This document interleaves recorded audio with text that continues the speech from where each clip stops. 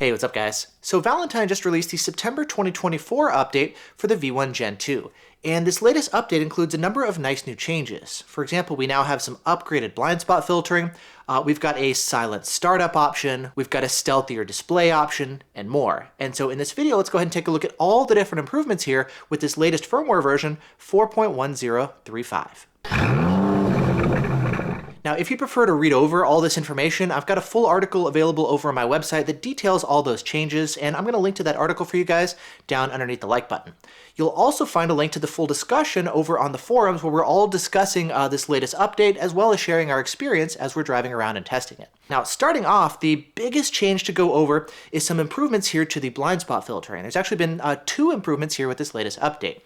The first improvement is basically an updated K-verifier, the built-in blind spot filter. They've made some improvements here to some of the typical culprits like your Hondas, Acuras, and Mazda CX-5s.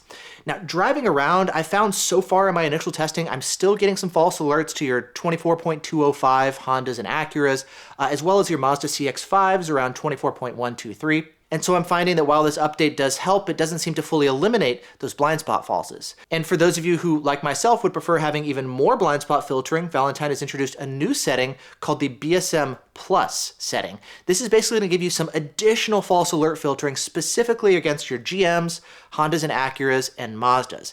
It's kind of like a K-block in a sense, but it's going to be more sophisticated than what you've got on the K-blocks and K-notches from the competition. The idea here is if you've got this setting enabled, if you're running the detector in all bogeys mode, like big A mode, it's going to be alerting you to the most amount of signals.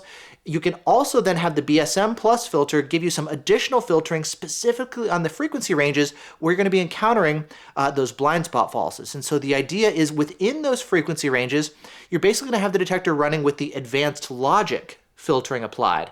It's different than if you were to run the detector in like full advanced logic where it's going to be applying that logic across all of K-band. In this situation, you can actually have the detector running in all bogeys mode to give you, better performance across the board on K-band. But then specifically targeting the frequency ranges, we're going to be seeing more of those blind spot falses. It's going to be setting the detector to effectively apply the advanced logic for you as well, giving you some additional filtering. Now, I said this is different from the K-blocks and K-notches because those filters tend to be pretty simplistic.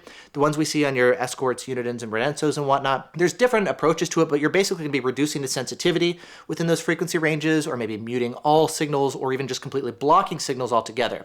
With this one, you're not doing that. You're basically just applying some additional logic that's a little bit more sophisticated in its analysis. It's a bit of a black box as far as exactly what Valentine is doing, but it's not going to be as simplistic as what we have with some of the K-blocks and K-notches. And so I'm happy to see that Valentine is giving us more options now to specifically target those frequency ranges and give us some additional blind spot filtering without maybe doing as much of the heavy-handed stuff that we have from some of the other detectors. Now, the next improvement has to do with the J-out feature. Basically, the detector has the ability to scan for Ka-band signals, obviously, but there's going to be times when leaky, poorly designed radar detectors nearby can leak radar and cause the V1 Gen2 to false. Now, what it's going to do is when it initially alerts to Ka-band and then it's like, oops, my bad, I did some more scanning and it looks like that's actually a junk signal, it'll actually throw what's called a J out. It's reporting a junk signal. And you'll see that on screen. It's going to display a J on screen and give you a special alert tone as well. Now, one issue that people have reported with previous versions of the firmwares is there's actually been times where the detector would actually throw a J out against a legitimate police officer. Remember, that feature is designed to, like, say it's a junk signal when it's like a leaky radar detector, not a police officer, right? And so for that reason, with this firmware update, they've improved the way the algorithm works, so it's going to be less likely now to inadvertently J out a legitimate signal from a police officer running Ka-band. Next, when it comes to X-band, I know X-band is phased out of most of the country at this point. However, if you drive in an area where X-band still is in use, and so you have X-band turned on, and you've got some X-band traffic sensors along the side of the road, Valentine has improved the traffic monitor filter, the traffic sensor filter, for X-band specifically here with this latest update. Next, we have a silent startup option. This is actually something that I've wanted for quite a while, and it's now available here on the V1 Gen2. The idea is now instead of the traditional full startup where you've got the alert tones and it tells you like what settings the detector is running, now with this latest update, we have the option to disable the full startup and give you a quick quick, basically instant startup and a silent startup instead. And I really like this to get a quieter startup when I start up my car, and it's got the detector pretty much in go mode as soon as I start the car, which is very nice. Additionally, there's also a new setting to disable the display at idle and just give you a blinking dot on screen to let you know that the detector is still up and running. And then when you get an alert, the display turns on normally. You can see the band, the number of signals, the arrows, etc. And then once the signal disappears, it'll go back to giving you that blinking dot on screen. Now, this seems to be kind of best suited, I think, to people who are running the detector without an app, and if you want kind of a stealthier display when you're driving around at idle. Now, personally, I find this blinking dot to be a little bit distracting while driving, and so for that reason, I run a different approach, kind of similar, but I use apps to maybe give me a little bit better experience.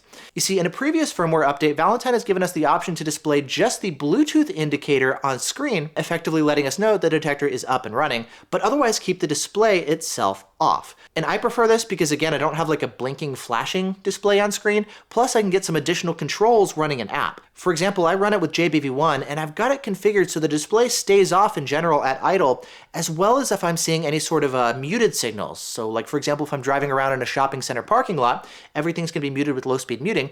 The detector's display is going to stay chilled out, and I don't have a bunch of lights blinking and arrows flashing and whatnot. Again, just to keep the display more chilled out.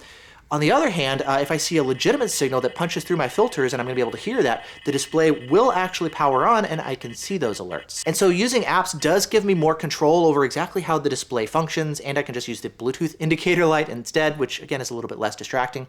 However, if you're choosing to run the detector without an app and you want a stealthier display, we now have a new option that's going to keep the detector mostly kind of turned off, the display, but still going to be visually showing you when you get any alerts. And this part is actually a key difference compared to one of the existing features, which is dark mode, which is basically going to say keep the detector's display off at all times, both at idle as well as when I'm seeing a signal.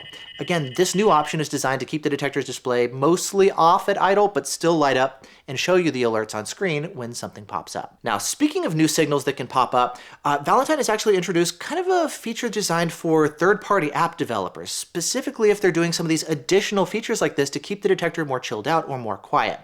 Another way that I like to run the detector is I actually keep the detector set with the volume at 0.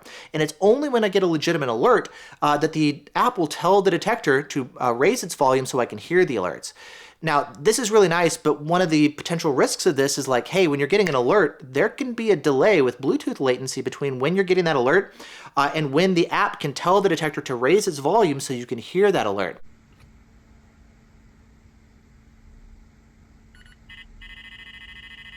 And they've actually basically reduced the time that it takes for that kind of raise the volume command to be passed through.